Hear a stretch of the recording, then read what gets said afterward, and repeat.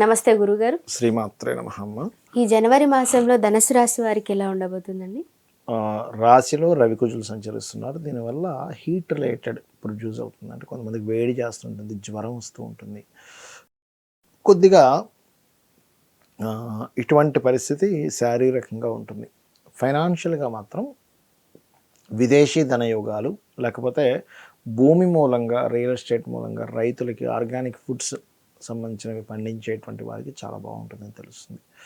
ఈ సమయంలో ఇన్వెస్ట్మెంట్స్ అనేవి జాగ్రత్తగా ప్లానెడ్గా కనుక చేస్తే, ఇన్వెస్ట్మెంట్ హౌస్లో 2 గ్రహాలు ఉన్నాయి, శుభగ్రహాలు ఉన్నాయి కాబట్టి మంచిది, అందులో ఎటువంటి సందేహం లేదు. బయట దేశాల్లో సెటిల్ అవుదాం అనుకునేటువంటి వారికి ఇది సరైనటువంటి తరుణంగా చెప్పుకోవచ్చు. అంటే మంచి టైం దిస్ ఈజ్. సంతానం కోసం ప్రయత్నం చేసేటువంటి వారికి కూడా చాలా బాగుంటుంది. రాజకీయంగా ఎదిగేటువంటి యోగము, రాజకీయ నాయకుల యొక్క పరిచయము, కొన్ని పుణ్యక్షేత్రాలకు వెళ్ళడం, పుణ్యతీర్థాలు చేయడం కూడా చూపిస్తుంది. కాకపోతే వీళ్ళకి ఏమిటంటే కొంత ఉద్యోగ సంబంధించిన విషయంలో ఆల్ ఆఫ్ సడన్గా మానేయాలనిపించడం, లేకపోతే మార్పు చెందడం లాంటివి జరుగుతాయి. ఈ విషయంలో కొంత జాగ్రత్తగా ఉండాలి. అయితే ధనస్సు వారికి సర్వసాధారణంగా ఏంటంటే శుక్రుడు షష్టమాధిపతి అవుతాడు. ఆయన 12లో ఉన్నాడు బుధుడితో.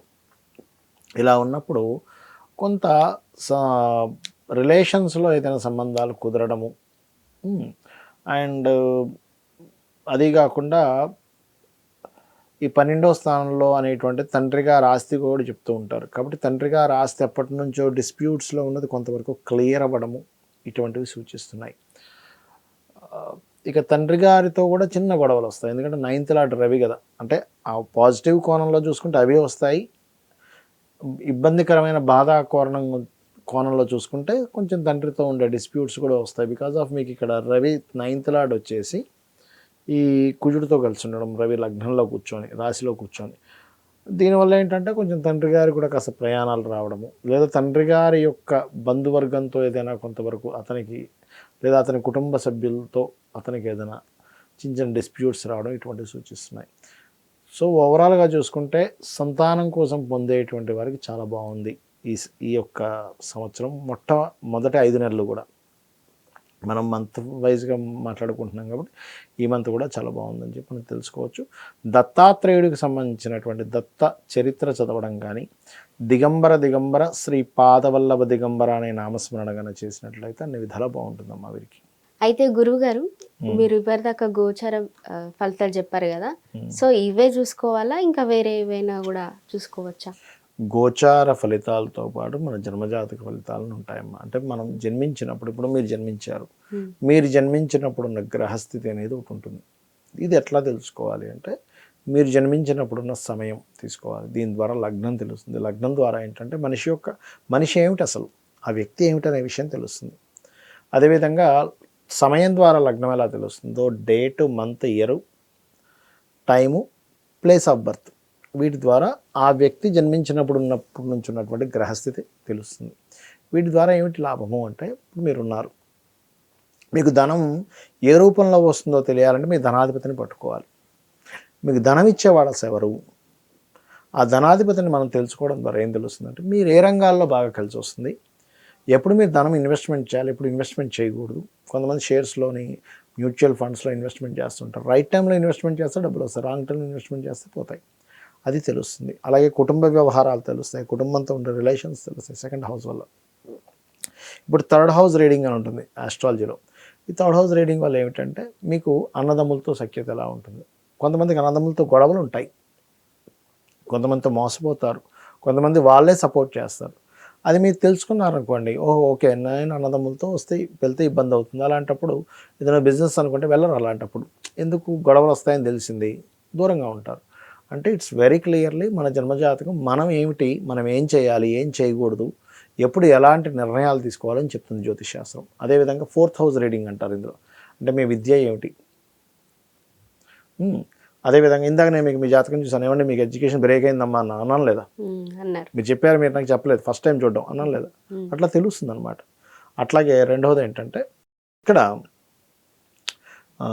మనిషి యొక్క తత్వం ఏమిటి, ఇది లగ్నం బట్టి ఎలా తెలుస్తుందో మనిషి యొక్క మానసిక తత్వం ఏంటి, మానసిక స్థితి ఏంటి 4వ భావం బట్టి తెలుస్తుంది. తల్లిదండ్రులకు ఎట్లా ఉంటుంది. అదేవిధంగా ఒకవేళ మీరు గృహం కొనుక్కుంటే ఎప్పుడు కొనుక్కుంటే మంచి, చాలామంది తెలియక రాంగ్ టైంలో కొనుక్కుంటారు. రాంగ్ టైంలో కొనుక్కోవడం వల్ల ఇబ్బంది పడతారు. రైట్ టైంలో కొనుక్కోవాలి, రైట్ డైరెక్షన్లో. అన్ని డైరెక్షన్స్ మంచివే, ఒక్కొక్క పేరుని బట్టి ఒక్కో డైరెక్షన్ మంచిది. వాస్తంతా మంచిదే కానీ ఎవరికి ఏది పనికి వస్తుందని తెలుసుకోవాలి. ఎలా అంటే సింపుల్ ఎగ్జాంపుల్, బ్లడ్ గ్రూప్స్ ఉంటాయి. రక్తం అంతా ఎర్రగానే ఉంది కానీ ఏ రక్తం పడితే ఆ రక్తం ఎక్కించుకుంటామా? ఎక్కించుకోము. ఎందుకు? అది రివర్స్ అవుతుంది మనిషికి. బికాజ్ ఆఫ్ సేమ్ గ్రూప్ ఎట్లా పెట్టుకుంటామో మీకు కలిసి వచ్చేటువంటి దిశలో మీరు ఉండాలి. అదేవిధంగా వివాహ సమయం కూడా చాలామంది తెలియక వివాహం అవ్వట్లేదని, ఎన్ని సంబంధాలు చూసినా కుదరట్లేదని బాధపడుతూ ఉంటారు. ఇక్కడ బాధపడడం కాదు, ఎప్పుడు ఆ సమయం ఉందో తెలుసుకోవాలి. ఇప్పుడు నేను ఉన్నాను, అర్ధరాత్రి 1 గంటకి, 2 గంటలకి, 3 గంటలకి మాటిమాటికి డోర్ తెరిచేసి అయ్యో సూర్యుడు రాలేదంటే బాధపడితే ఎలా ఉంటుందమ్మా చూసేవాడికి? 6:30కి సూర్యోదయం, నువ్వు 1 గంటప్పుడు లేచి బాధపడతావు ఎందుకు? అంతే కదా. సో టైము, ఎప్పుడు వివాహ సమయం ఉంది అప్పుడు చేసుకుంటే వాళ్ళ లైఫ్ బాగుంటుంది. ఎప్పుడు లేదో మనం ఆ టైంలో, లేని టైంలో మనం వెతుకుతూ ఉంటాం. ప్రతి మనిషికి 3 నుంచి 5 సార్లు ఉంటుంది వివాహ యోగం అనేటువంటిది. ఆ పర్టికులర్ టైమ్స్ ఎప్పుడు వచ్చాయో వాళ్ళకు ఉన్నటువంటి ఆర్థిక పరిస్థితిని, ఇప్పుడు వచ్చింది కదా టైం వచ్చింది కానీ చేసుకున్నాం, ఆర్థిక పరిస్థితి బాగోదు ఆ టైంలో, ఇంకోసారి ఇస్తాడు భగవంతుడు ఛాన్స్, ఇంకోసారి ఇస్తాడు. అలాగా గ్రహాల యొక్క కదలికల మూలంగా ఆ టైం చూసుకొని చేసుకోవాలి. అదేవిధంగా ఇన్వెస్ట్మెంట్స్ కావచ్చు, సంతాన అభివృద్ధి కావచ్చు, లేకపోతే దాన్ని ఏమంటారు జాబ్ కావచ్చు, బిజినెస్ కావచ్చు, ఇవన్నీ కూడా మన జన్మజాతకంలో ఉంటాయి. ఇక్కడ మీకు సందేహం కలుగుతుంది, మరి ఇవన్నీ మన జన్మజాతకంలో ఉంటే ఇప్పుడు కూర్చోబెట్టి ఈ రాశి ఫలితాలు ఎందుకు చెప్పారు అని. ఇది ఎలా అంటే అమ్మా, ఇప్పుడు మీరు ఉన్నారు, స్టూడియోకి వస్తున్నారు, అక్కడి నుంచి ఇక్కడికి రావాలి, ఒక అరగంట పడుతుందా మీ ఇంటి నుంచి ఇక్కడ రావడానికి? పడుతుంది. అదే బాగా ట్రాఫిక్ జామ్ ఉంది, ఎంత టైం పడుతుందమ్మా? గంట పట్టచ్చు. బాగా వర్షం పడుతుంది, ఎక్కువ టైం పట్టచ్చు కూడా. ఒకసారి వస్తున్న వెహికల్ ఆగిపోయింది, ఇంకెక్కువ టైం పట్టచ్చు. అంటే ఏమిటి? మీ చేతుల్లో లేకుండా ఇంకోటి బయట ఉండే పరిస్థితి కూడా మిమ్మల్ని ఆపుతూ ఉంటుంది. మీరు ఆరోగ్యంగానే ఉన్నారు, నడవగలరు, మాట్లాడగలరు, అంత ఆరోగ్యంగా ఉంది, ఏ ప్రాబ్లం లేదు, నేను కూర్చొని యాంకరింగ్ చేయడానికి నేను రెడీగానే ఉన్నాను. కానీ వచ్చే తోవ హాఫ్ అన్ అవర్లో రావాల్సింది 1 అవర్, 1.5 అవర్, ఒక్కోసారి 45 మినిట్స్ ఎందుకు పడుతుంది? బికాజ్ ఆఫ్ మధ్యలో ఉండేటువంటి పరిస్థితి. ఈ పరిస్థితిని ఇలా ఉంది కాబట్టి, బయట బాగా వర్షం పడుతుంది కాబట్టి, లేకపోతే బయట ఎక్కువ ట్రాఫిక్ ఉంటుందేమో కాబట్టి నేను ఒక అరగంట ముందు బయలుదేరుతానని మీరు డిసైడ్ అయితే టైంకి రాగలుగుతారు, అదర్వైజ్ రాలేరు. ఈ పరిస్థితే గోచారం. ప్రజెంట్ ఈ మంత్ సిచ్యువేషన్ ఏమిటి, దీనికి నేను ఎలా ఉండాలి, ఎలా స్పందించాలి, ఎలా సిచ్యువేషన్స్ని ఎట్లాగా హ్యాండిల్ చేయాలి, ఎట్లా ప్లాన్ చేసుకోవాలి, ప్లానింగ్ని మీకు స్పష్టంగా చెప్పేది ఈ గోచారం. అందుకని గోచార ఫలితాలు చెప్పుకుంటూ మన జన్మజాతక ఫలితాలను చూసుకోవాలి. చాలామందికి జాతకము తెలియదు, గోచారం చూసుకోవడం అర్థం కాదు, వాళ్ళ డేట్ ఆఫ్ బర్త్లు తెలియవు. అప్పుడేం చేయాలి అంటే, నిత్యము ఉదయం సాయంత్రం చక్కగా లలిత కానీ విష్ణు సహస్రనామాలు కానీ చదువుకుంటూ, గోశాలకు వెళ్ళే అలవాటు ఉంటే గోశాలకు వెళ్ళి గోవులకి ఏదైనా తినిపిస్తూ, భగవంతుడిని శరణాగతి అంటారు దాన్ని. అంటే నాకు ఇవి ఏమీ తెలియవు, నీ పాదాలు నేను పట్టుకున్నాను తల్లి, నన్ను నువ్వు నడిపించు, నా పని నేను చేసుకుంటూ ఉంటా, అన్నిట్లో నేను చూసుకుంటాను, వెళ్తూ ఉంటే అమ్మవారే రక్షిస్తుందని మనకి దేవీ భాగవతంలో ఉంది. అంటే ఒక వ్యక్తి తన పూర్వజన్మ కర్మల చేత నుదుటి మీద ఒక రాత రాసుకొని వస్తాడు భూమి మీదకి.